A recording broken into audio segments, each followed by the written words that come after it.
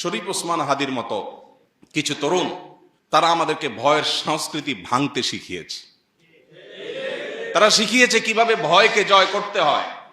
আপনার আমার অনেকের মতো তারও একটা ছোট্ট বাচ্চা আছে, মায়া আছে, এবং সে জানতো সে যে পথে পা বাড়িয়েছে এই পথে মৃত্যু অবধারিত, সেটার জন্য প্রস্তুত ছিল, আগে থেকে ঘোষণা দিয়েছে।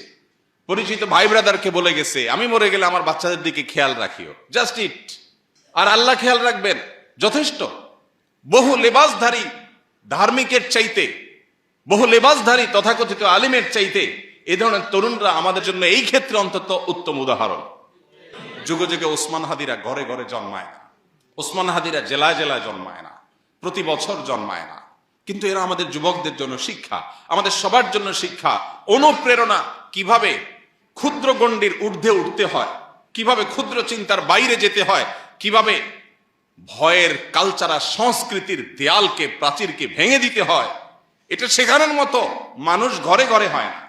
আমার তরুণ বন্ধুরা, আমার যুবক ভাইয়েরা, আজ পশ্চিমা দুনিয়া, অমুসলিমদের যে সংস্কৃতি আর কৃষ্টি কালচার, এটার প্রভাবে আমরা প্রভাবিত হয়ে আমাদের কাছে ভোগ, মোজ মাস্তি এটাই জীবনে পরিণত হয়ে গেছে। আল্লাহর কসম, ভোগ আর মোজ মাস্তির জীবন জীবন নয়, এই জীবন উপভোগ্য নয়। এটা খুবই সামান্য সময়ের সীমিত আনন্দ আপনাকে দিতে পারে, চূড়ান্ত ভাবে মৃত্যুর পরের সময় অপেক্ষা করতে হবে না, জীবনেই আপনাকে কুরে কুরে শেষ করবে। আপনি একটা সময় উপলব্ধি করতে পারবেন আমার জীবনের আসলে লক্ষ্যটা কি। ভোগ উপভোগ তো খুব সামান্য সময়ের, পছন্দনীয় খাবার খাচ্ছেন, এটা গলার নিচে নামার আগ পর্যন্ত উপভোগের বিষয়, এরপরে আর উপভোগের কোনো বিষয় নয়। সো এটা কোনো জীবন না। জীবন হলো সংগ্রামের জীবন, জীবন হলো ন্যায়নিষ্ঠতার জীবন, জীবন হলো আল্লাহর দাসত্বের জীবন, জীবন হলো আল্লাহর গোলামের জীবন, জীবন হলো প্রকৃত অর্থে আল্লাহর সামনে নিজেকে সঁপে দেওয়ার জীবন। জীবন হলো ত্যাগের নাম, জীবন ভোগের নাম না।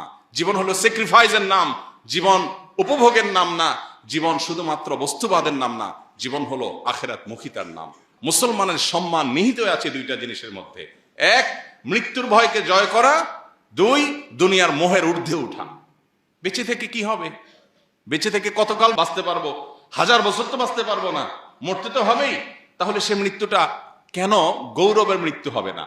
সে মৃত্যুটা কেন সার্থক মৃত্যু হবে না? সে মৃত্যু কেন হাজার হাজার তরুণকে উজ্জীবিত করবে না?